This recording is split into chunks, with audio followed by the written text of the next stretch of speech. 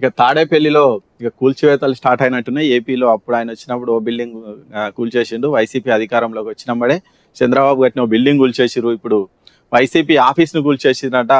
చంద్రబాబు సర్కారు వచ్చినెంబడే వైసీపీ ఆఫీస్కు పర్మిషన్ లేదు, తక్కువ లీజుతో స్థలం ఇచ్చారంటున్న ప్రభుత్వం కేవలం 2 గంటల్లో మొత్తం బుల్డోజర్లు పెట్టి నేలమట్టం చేసిరట.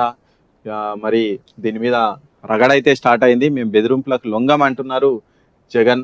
ఇక డైలాగులు కాదు, కావాలంటే అసెంబ్లీకి రా అని పోటీ అంటే వీళ్ళు తొడగొట్టి చెప్తున్నారు. వీళ్ళు మరి అసెంబ్లీకి ఆయన పోయి పరిస్థితి లేదు, 11 మందే ఉన్నారు. ఇక ఆయన ఎంత అరిచినా కానీ అక్కడ పెద్ద గుంపును చిన్న గుంపు ఎదుర్కొనేది కష్టం. మరి జగన్ నిజంగా ఈ 5 ఏళ్ళు ఎట్లా నెట్టుకొస్తారో చూడాలి. ఒకవేళ 5 ఏళ్లలో ఆయన ఈ సంఖ్యతోనే కనుక నెట్టుకొస్తే మాత్రం ఖచ్చితంగా నెక్స్ట్ టైం మళ్ళీ ఆయనకు ఛాన్స్ వచ్చే అవకాశం ఉంది. కానీ మరి ఏం చేస్తారో చూడాలి. ఇక మరి ఏపీలో కక్ష సాధింపు చర్యలు అయితే స్టార్ట్ అయినాయి. జగన్ను ఒక్కొక్క దెబ్బ కొట్టే అవకాశం అయితే కనిపిస్తుంది. ఎందుకంటే చంద్రబాబును కూడా జగన్ ఏం నార్మల్గా వదిలేయలేదు, జైలుకు కూడా పంపించింది. కాబట్టి మరి